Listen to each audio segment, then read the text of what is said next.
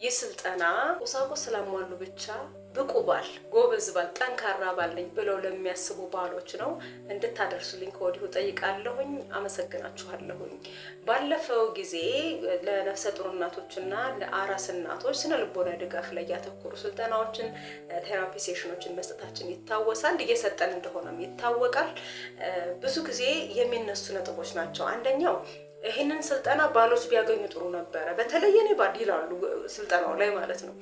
እና ይሄ የሚያሳየን አንደኛ ነገር ኢሞሽናሊ አቬለብል መሆንን እንደ ቅንጦት እንደ ቅብጠት አንዳንዴም ደግሞ ስራ እንደ መፍታት የሚቆጥሩ ሰዎች እንዳሉ ነው። ሁለተኛው ነገር ደግሞ ምን ማለት እንደሆነም አያውቁም። ቤት ውስጥ የሚያስፈልገውን ነገር ካሟላሁኝ ሌላ በምንድን ነው ልረዳት የምችለው? እዚህ ከፍ ያለ ተጽዕኖ አለው። ኢሞሽናል አቬለብሊቲ ምን ማለት እንደሆነ ማወቅ ያስፈልጋል።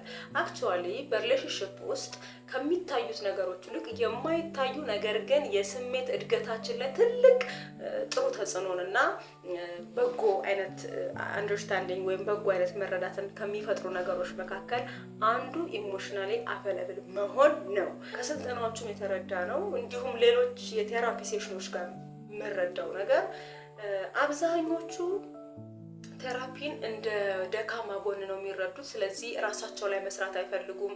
ሴቶቹ ናቸው አብዛኞቹ የሚመጡት፣ እናቶቹም ሆነው የሚመጡት እነሱ ናቸው። በእርግዝና ጊዜም ደግሞ ቴራፒ ትሬኒንግ ለመከታተል የሚመጡት እነሱ ናቸው። እና በአንድ ወገን ብቻ መሰራቱ በቂ አይደለም። ምክንያቱም በሁለት ወገን ስለሆነ የተሰራው ትዳሩ ማለት ነው። ስለዚህ ይሄ ስልጠና ኢንሳይትን ይሰጣችኋል፣ ሀሳቦችን ይሰጣችኋል። ማንበብም ካለባችሁ ራሳችሁ ላይ መስራትም ካለባችሁ ምን አይነት ሰው እንደሆናችሁ እንድትረዱ ስለሚያደርግ ነፃ ስልጠና ነው። ምንም የሚጎዳችሁ ነገር የለም። ስክሪኑ ላይ በምታዩት ስልክ ቁጥር ተመዝገቡና ወሰዱት። ሳይሞላባችሁ ትንሽ ቁጥር ነው የምንመዘግበው።